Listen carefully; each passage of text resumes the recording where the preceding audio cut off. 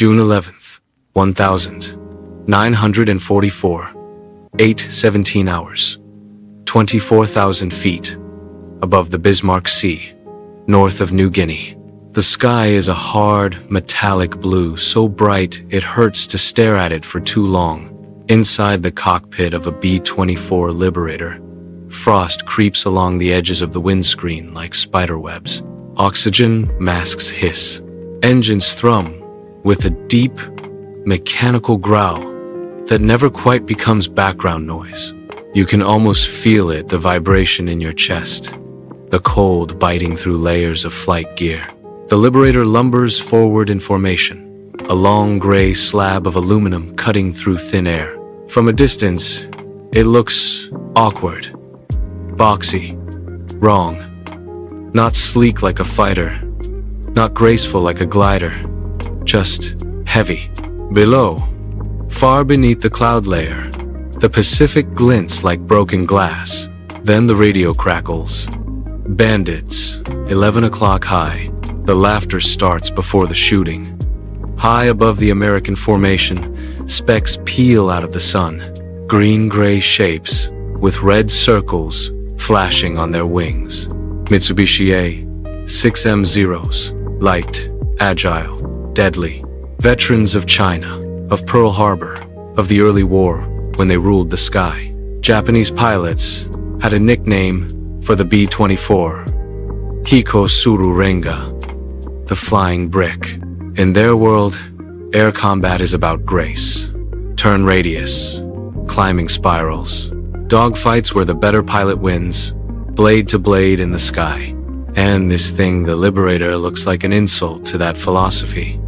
Too big, too slow, too clumsy to survive. Once fighters get close, the Zero pilots roll their wings and the Zeros pull back not far, just enough to breathe. Up here, at 24,000 feet, hesitation is visible. You can see it in the way the fighters widen their arcs, in the longer gaps between attacks.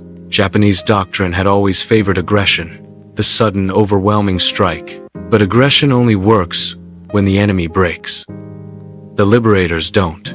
Inside the lead B-24, First Lieutenant Robert Hastings keeps his hands steady on the yoke. He's 26 years old, farm boy from Iowa.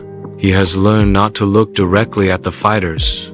When they come in, learn to trust the gunners, to trust the formation, to trust the aircraft beneath him. The Liberator isn't beautiful, but it is stubborn.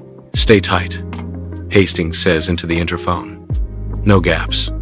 Formation is everything. A single bomber alone is vulnerable. 12 bombers flying wingtip to wingtip becomes something else entirely overlapping. Fields of fire, mutual protection, a moving wall of guns. Break the wall, and the fighters can carve you apart one by one. The Japanese pilots know this too. That's why the next attack comes coordinated. From above, from below, from the rear.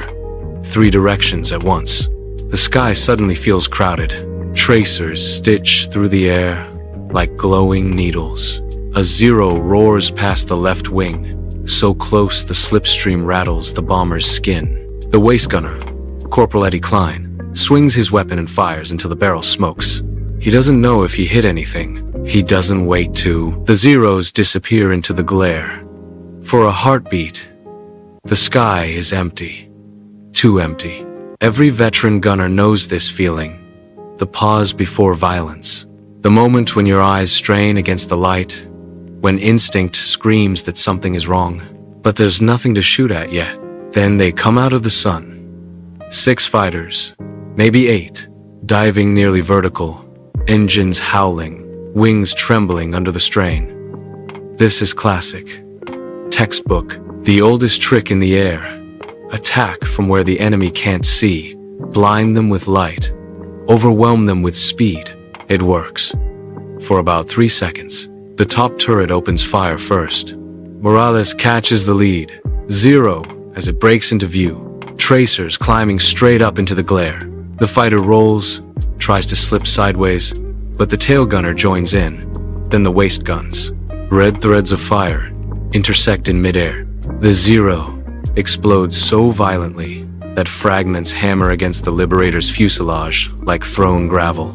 Another Zero pushes through the storm of lead, firing wildly as it dives. Cannon shells punch holes through the right wing of a bomber 2 ships over.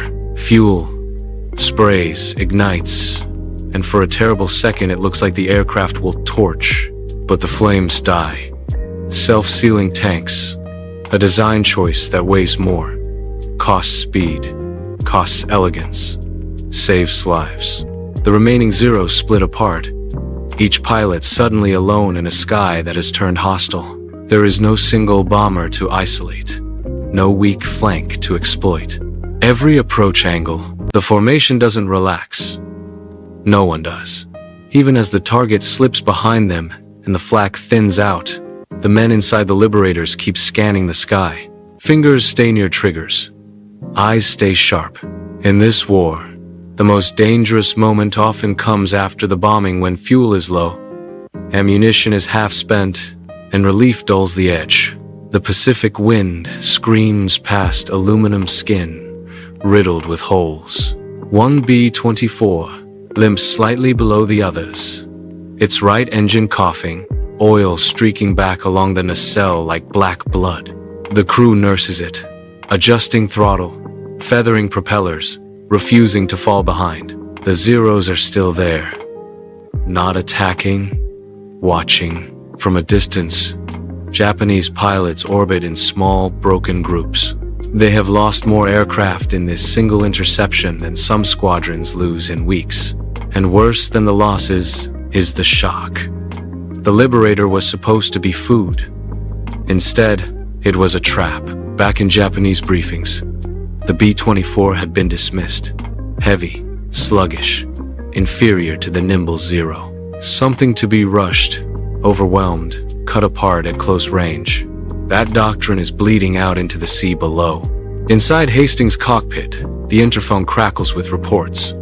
Top turret green. Waist guns low but good. Tails clear. The bomber is wounded but alive. And across the formation, it's the same story. Punctured wings, shattered plexiglass, flak scars, peppering fuselages like disease. Yet bomber after bomber holds altitude, holds speed, holds formati.